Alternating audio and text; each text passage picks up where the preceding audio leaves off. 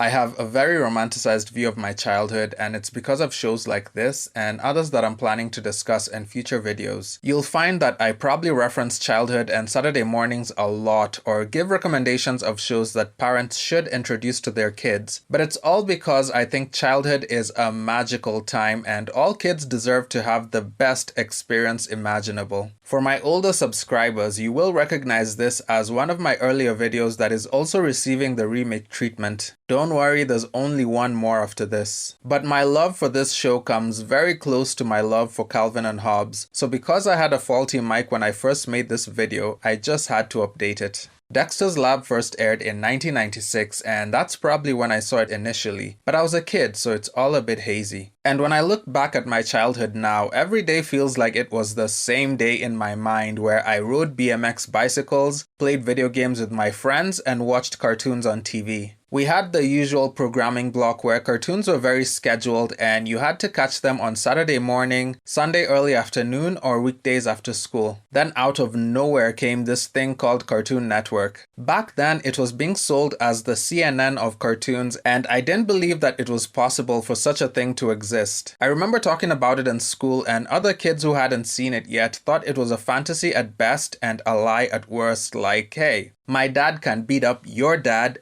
and Mr. T. I pity the fool.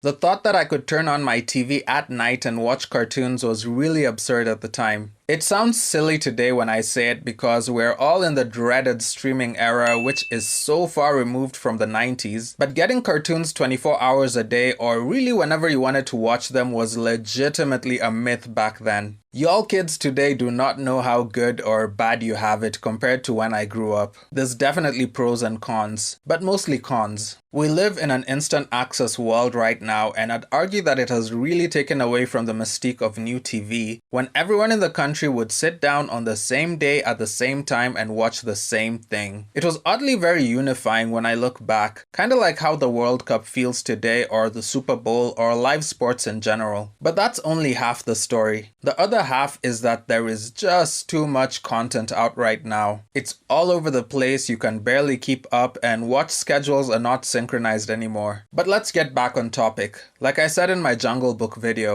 I have a bad habit of drifting. Dexter's Lab was created by Genndy Tartakovsky, and like I said in my Top Cat video, I prefer to talk about the experience of the show rather than give all that behind the scenes information. On this one though, I cannot fail to put respect on Genndy's name. The man has written for and more importantly created some of the most iconic cartoons of the 90s and beyond. I don't think it's an overstatement to say that for any kid watching cartoons at the time, Genndy was the voice of the 90s. He's a certified animation legend, point blank period, and I know this is not revelatory in any way. He's probably the only person in animation that I would legit be starstruck by if we met. I wouldn't even know what to tell him besides Legend. Legend. look him up if you're somehow unfamiliar with him.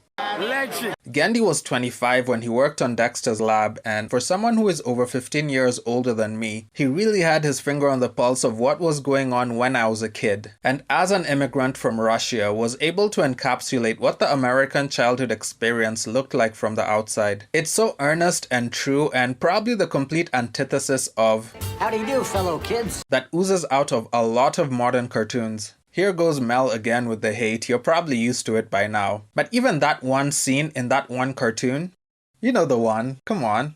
Stop acting like you don't know, you know what I'm talking about. That scene, the one you're thinking of right now. Oh, you wanna act like you don't know what I'm saying, right? Okay, fine, I'll play along. There you go. Shake it, bake it, booty, quick it, roll it around. Okay, that's enough. We're a family-friendly channel over here, but even that scene and the whole meaning behind it and what it led to had more class and authenticity than half of the mature cartoons on TV today. I grew up with all the American shows and movies and sports and comics, so I've always had my finger on the pulse of what's going on. That really enhanced my appreciation of Dexter's Lab because there are layers upon layers of it in this show.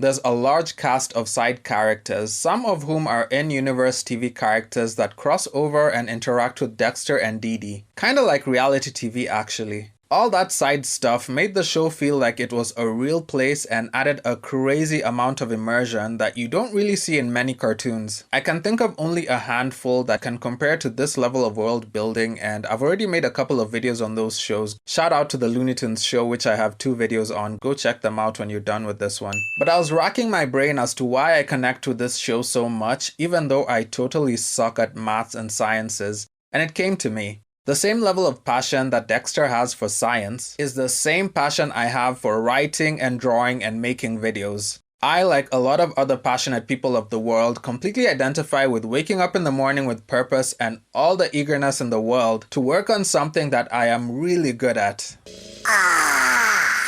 What a fine day for science. I think pure genuine passion is infectious, and people gravitate towards passionate people, whether they share in the passion or not. It also explains some of the smart content that people are drawn to when even half the people watching have no clue what's being talked about most of the time. But the hosts are so knowledgeable and invested in their sphere of influence that the audience cannot help but get caught up in it as well. Shout out to Peter Parker, who I've talked about more than a few times in my previous videos. The show had a total of 4 seasons. Season 1 was only 13 episodes, but Season 2 went big with 39 episodes. Then 3 and 4 went back down to 13 each. If Season 1 was Genndy figuring out the show, Season 2 was him completely dominating the cartoon landscape at the time. I watched Season 2 all the time, pretty much every Saturday morning at this point. And if you've watched my previous videos and Saturday morning has come up before, all I can say is 90s kids do not need an explanation. You just had to be there. As awesome as the show was in Season 2, Genndy had to step away because it took a toll on his personal relationships. As an antisocial creative myself who is nowhere on Genndy's level, let me just make that part clear, I can also relate. The levels might be vastly different, but there are some similarities. Now, personally, nothing else exists for me outside of those 2 glorious seasons of TV. But just for information's sake, the show was revived for a Season 3 and later Season 4 while Genndy was busy working on Samurai Jack. You know it wouldn't be my video if I didn't inject one of my many snobbish caveats. Come on, what have you come to expect from me? I only recognize Season 1 and 2 of this show which Genndy Tartakovsky worked on. I won't go as far as I did in my Top Cat video and say that you shouldn't watch the other 2. You can try Season 3 and 4 if you like, but they just weren't for me or anyone else who likes quality. Boom. Roasted. The visual aesthetic that I mentioned in my Jungle Book video was missing completely from those seasons because they looked so damn cheap. Okay, fine, I'll stop name dropping my other videos now. But if you haven't watched them, please go back and check them out after this. So we're about 7 minutes in and I haven't even described this show yet. Bad scripting, Mel, very bad. So if you somehow haven't watched it, Dexter's Lab is about this boy genius who has a secret lab in his bedroom that violates the laws of space and common sense. But you always somehow buy that this city-sized lab is really in that small suburban house. But when you think about how kids operate, this was a really clever idea. I used to build forts and castles using couch cushions, so the appeal of creating your own little world in your bedroom where you can get lost from the world is paradise for a kid. Or an adult introvert if I'm being completely honest. Dexter has a sister named Dee Dee who is a straight-up menace to society and basically lives to mess with him, like most sisters do. Just kidding. I'm really not. But the interesting thing about this is how many times she did it without the trope ever feeling tired or repetitive. If you've watched my previous videos, it's very evident how much I gravitate towards interpersonal relationships. But like Top Cat and Dibble, or Yogi Bear and Ranger Smith, or Tom and Jerry, or Batman and the Joker, this adversarial, borderline toxic relationship becomes a weird codependent situation. Look, it works for all cartoons and is really entertaining to watch, but please do not apply this to your real life. If you're caught up in one of these situations, please run. Anyway, this secret lab was only a secret from Dexter's parents, which was one of those persistent gags in the show, like Phineas and Ferb long before Phineas and Ferb. Phineas and Ferb carved my face into Mount Rushmore! Phineas and Ferb are driving cattle! Phineas and Ferb— Shut up! Only difference is Dee Dee was not a snitch. It was actually kind of endearing how much she protected Dexter's secret in spite of all their differences. And as far as Dexter's parents were concerned, a thing I liked about this show is it didn't do the thing that a lot of other cartoons do and hide the parents or use them as set dressing. They were very much a part of the show and an integral component to a lot of the episodes. The show always took the opportunity to showcase their relationship positively and base some of the episodes on either one of the parents or both of the parents. It was really wholesome actually. Like so many of the things I see today have toxic relationships between couples or weird partner dynamics, but Dexter's parents were just a good old traditional marriage, and even though the dad could be dumb at times, there was no doubt that the family respected him. That was cool. There was a funny theory I saw growing up that this show had subtle political messaging. Like Dexter was apparently a Russian genius and Dee Dee was the dumb American who always came in to screw with the Russians, and their clueless parents were the UN who had no idea what was going on under their roof. It was fun to spread that around for a while, but I'm pretty sure it was just a dumb kid's rumor. But in rounding up the main cast of the show, there was Mandark. who was Dexter's intellectual rival who matched him in almost every way. He similarly had a giant lab like a factory adjacent to his home, which also made no sense, but he was Dexter's nemesis, so according to the rules of Marvel villains, he had to have the same stuff. Some of the most memorable episodes featured them feuding over intellectual superiority, and all this was just the beginning. The side characters are what really took this show to the next level. Remember when I mentioned that Genndy had his finger on the pulse of American culture? Well, let's get into that. We had a buffet of comic book references with the Justice Friends, who seem to be an amalgam of Marvel and DC's flagship characters of the Avengers and the Justice League. The characters borrowed from Thor, Hulk, and Captain America, if Captain America was DNA spliced with Superman and stupid. They had a really funny reality show where they did a whole bunch of insane things. It felt like some of the episodes were scripted on LSD, but they later started participating directly with Dexter or the world outside of Dexter's TV. You could really tell that Genndy read a lot of Marvel and DC comic books. We also had Action Hank, who was a mix of Shaft and pretty much any other blaxploitation hero from the 70s and 80s. He was probably my favorite character, who first appeared as a TV character, but also started meeting with Dexter in the cartoon world. So I guess he was also a reality TV character who dealt with supervillains, but was also a real hero that the police would turn to for help? Don't think too hard about it, it will ruin the fun. He was once called in to stop a gang that was dealing white powder. Here you are, Monsieur Foie Gras. I can assure you it is 100% pure. Excellent. Gentlemen, we're about to make a lot of bread. I can't wait to be rolling in that dough.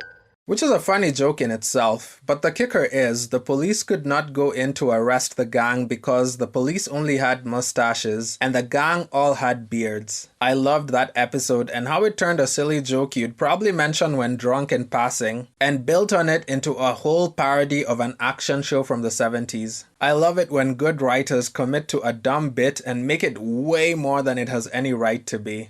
We also had Dial M for Monkey, who is a super monkey with a handler named Agent Honeydew, which was a really dodgy relationship, honestly. If I had a chance to talk to Genndy, this is one I'd want to ask him about. But this one seemed to me like an avenue for him to explore his love for anime, as well as tell stories that are comparable to different Marvel and DC comics. There were also a ton of references, and I'm about to say the word references a whole lot, so grab your shot glass and let's play. There were My Little Pony references, Fairy Tale Story references, James Bond references, Mortal Kombat references, anime-inspired kaiju battle references, Dungeons and Dragons references, Star Trek references, Tron references, Pac-Man and other video game references, Soul Train references, really hilarious Batman references like Laugh Out Loud parody, Tom and Jerry references, Roadrunner references, Moby Dick references, Willy Wonka references, Chuck E. Cheese parody references, Dexter turning into the Hulk because you wouldn't like him when he's hungry references, cereal boxes with prizes inside, action figures. You've ruined the collector's value! Never remove from books! NRFB! Soapbox derbies, puppet pals, Bigfoot, predicting the AI future, and whew!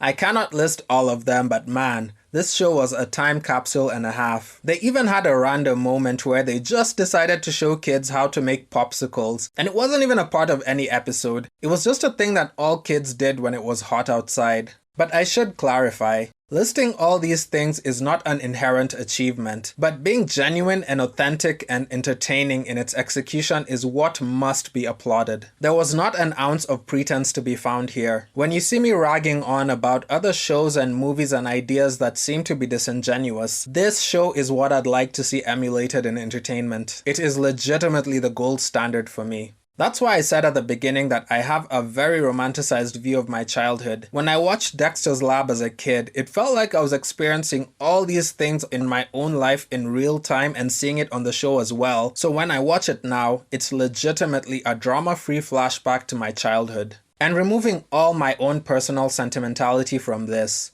show is consistently innovative and laugh out loud funny. I cannot tell you how many times I bawl on the floor laughing when I watch this show.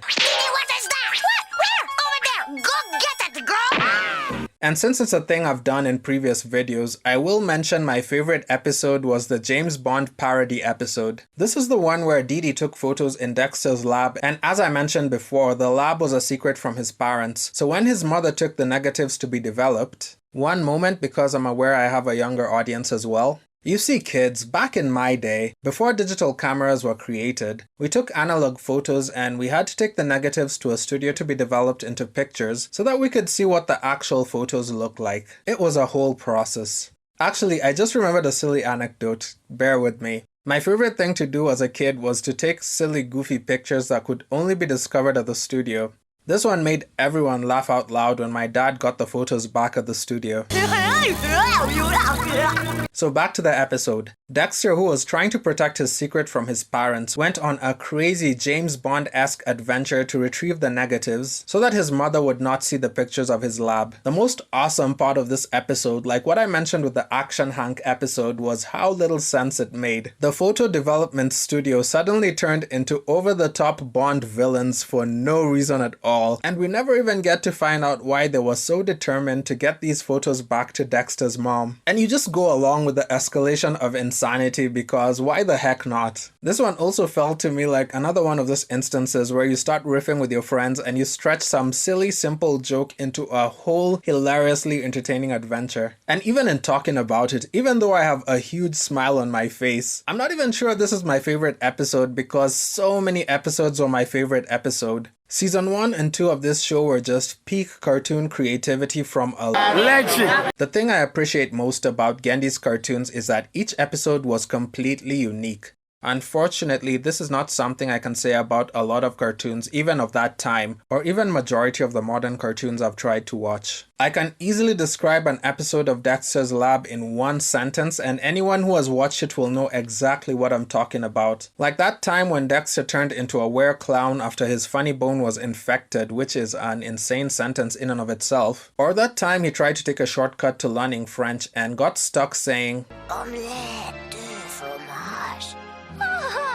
For me to rate a show highly, each episode needs to be completely distinct from the rest, and nothing about Dexter's Lab episodes blended together. Every episode stands out and stands apart, which is a testament to the incredible creativity involved in the show. Genndy is just synonymous with quality at this point, and his contribution to art and animation will live long in the future books of history. This is one of the best cartoons you will ever watch, and if you're a 90s nerd like me, this is must-watch TV. Also, there is endless sunshine and backyard vibes. Everyone loves a good backyard, and the animators really came through on that end. There are a lot of cool backyards in my favorite cartoon videos. I even made an entire video dedicated to celebrating cartoon backyards, and nobody watched that video, so I should probably make a second one. That's how growth on this platform works, right? He's crazy. But honestly, what more can I say? This show is wholesome, really funny, and infinitely rewatchable. If I could, I'd have made this video an hour long just so I can gush some more, and believe me,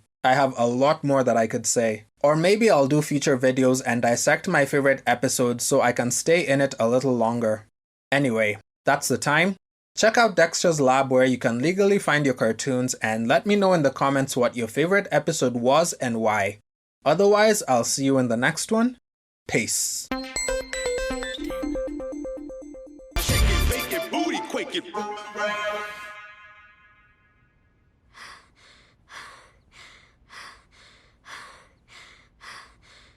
No.